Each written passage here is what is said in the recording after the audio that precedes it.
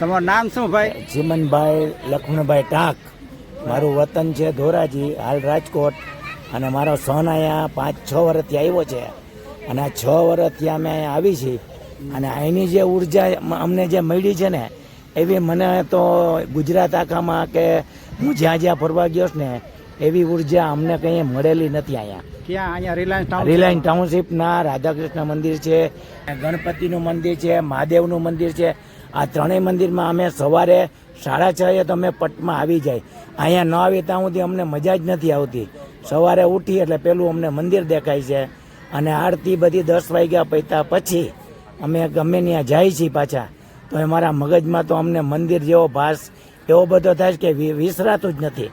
અને અહીંયા આવવાથી અમને ઉર્જા એટલી શરીરને મળે છે કે જેની સીમાની હું તમને વ્યક્ત કરી નથી શકતો. એટલી બધી અમને ઉર્જા અહીં મળે છે. અને આવું તો અમને અનુભવ છે ને ક્યાંય થયો નથી.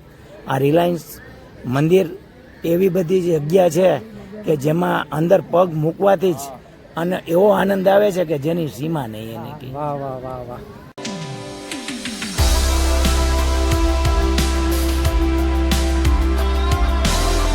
નમસ્કાર મિત્રો, આજે હું તમને એક એવી જગ્યાએ લઈ જઈ રહ્યો છું કે જ્યાં તમે કોઈ દિવસ ગયા જ ના હો, જેની સુંદરતા જોઈને તમારી આંખો અંજાઈ જશે.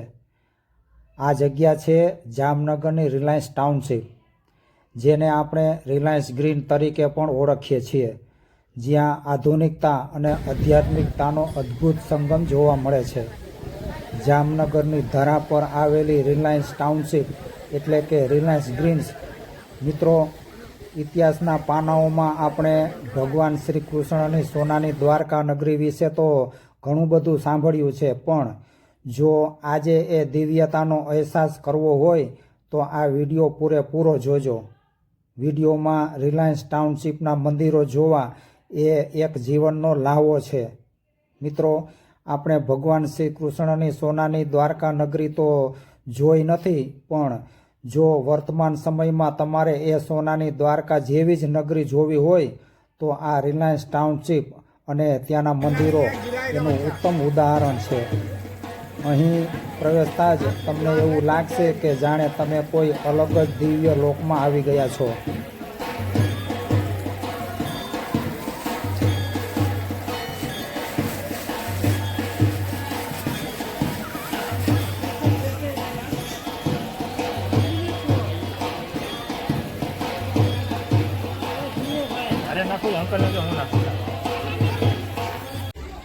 અહીં આવેલું રાધાકૃષ્ણનું ભવ્ય મંદિર તેની કોતરણી અને તેની વિશાળતા માટે ખૂબ જ જાણીતું છે. મિત્રો, વિડીયોમાં તમે જોઈ શકો છો કે અહીંના મંદિરોનું સ્થાપત્ય એટલું તો ભવ્ય છે કે જાણે સાક્ષાત દેવનગરી ધરતી પર ઉતરી આવી હોય. કારણ કે આવો અદ્ભુત નજારો તમને બીજે ક્યાંય જોવા નહીં મળે. કારણ કે આ એક એવી જગ્યા છે જે તમારા હૃદયમાં હંમેશાના માટે વસી જશે.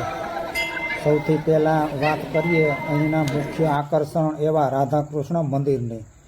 સફેદ આરસ પહાડની સુંદરતા અને તેની પર કરવામાં આવેલી બારીક કોતરણી એ જોઈને તમે મંત્રમુગ્ધ થઈ જશો. આ મંદિરની વિશાળતા અને શાંતિ તમને સાક્ષાત દ્વારકા નગરીના સાનિધ્યમાં હોવાનો અનુભવ કરાવશે. માત્ર રાધાકૃષ્ણ જ નહીં, પણ અહીં બિરાજતા નીલકંઠ મહાદેવનું મંદિર પણ એટલું જ પવિત્ર અને ભવ્ય છે. શિવ ભક્તિમાં લીન થવા માટે આનાથી સુંદર જગ્યા કદાચ જ કોઈ હોય. અને સાથે સાથે અહીં ગણપતિ દાદાનું મંદિર અને અન્ય દેવી દેવતાઓના અદ્ભુત મંદિરો પણ આવેલા છે. આ દરેક મંદિરની પોતાની એક આગવી વિશેષતા અને ઉર્જા છે. રિલાયન્સ ટાઉનશીપ માત્ર તેના મંદિરો માટે જ નહીં, પણ ત્યાંની શુદ્ધ હવા અને ચારે બાજુ પથરાયેલી હરિયાળી માટે પણ ખૂબ જ જાણીતી છે. જ્યારે સાંજનો સમય હોય અને મંદિરોમાં આરતીનો નાદ ગુંજતો હોય ત્યારે આ આખું પરિસર જાણે ભક્તિના રંગે રંગાઈ જાય છે. અહીં આવનાર દરેક વ્યક્તિ એક અનોખી માનસિક શાંતિ અને પોઝિટિવ એનર્જી સાથે ઘરે પરત ફરે છે. મિત્રો, જો તમને સોનાની દ્વારકા નગરી જોવાની ઈચ્છા હોય તો એકવાર વિડીયોમાં આ મંદિરોના દર્શન જરૂરથી કરજો.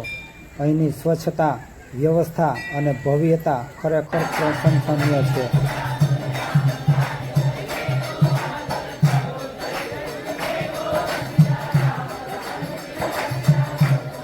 અહીંની એક બીજી ખાસ વાત તો એ છે કે આ રાધાકૃષ્ણ મંદિરની આજુબાજુ મોર ખૂબ જ પ્રમાણમાં જોવા મળે છે, જે પોતાની મસ્તીમાં રોડ પર અથવા તો બાગ બગીચામાં ગમે ત્યાં હરતા ફરતા જોવા મળે છે. મિત્રો, જો તમે રિલાયન્સ ટાઉનશીપમાં આવેલા આ દિવ્ય મંદિરોના દર્શન કરવા માગતા હોવ, કારણ કે આ એક એવી જગ્યા છે કે જે તમારા હૃદયમાં હંમેશા માટે વસી જશે. મિત્રો, હજી આગળ ઘણું બધું જોવા જેવું છે. વિડીયોને અધૂરો છોડીને જતા નહીં રહેતા, કારણ કે આવો નજારો તમને વારે વારે ક્યાંય જોવા ન મળે.